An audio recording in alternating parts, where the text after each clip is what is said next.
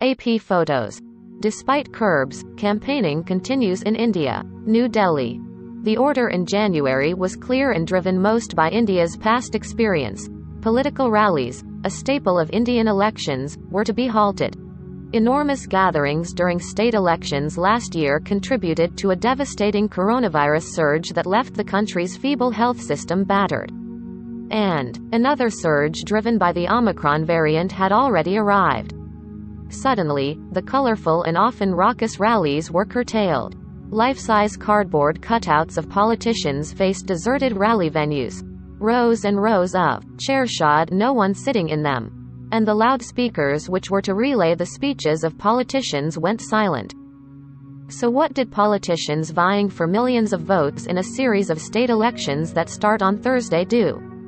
They knocked on people's doors. Often, they were maskless as they distributed election materials to voters. Some politicians rode atop packed trucks and cars that made their way through winding streets. Others walked on foot, smiling for the cameras with hands folded in greeting, wading through jostling crowds. Social distancing didn't exist. Politicians were followed by thousands of supporters who flouted health protocols, rendering the ban on rallies almost.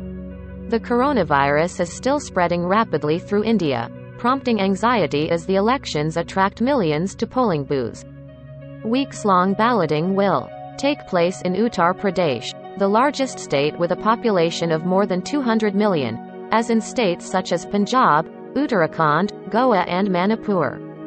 The polls end March 7 and results are to be declared on March 10. To tackle the spread of the virus, most political parties have switched to virtual campaigning.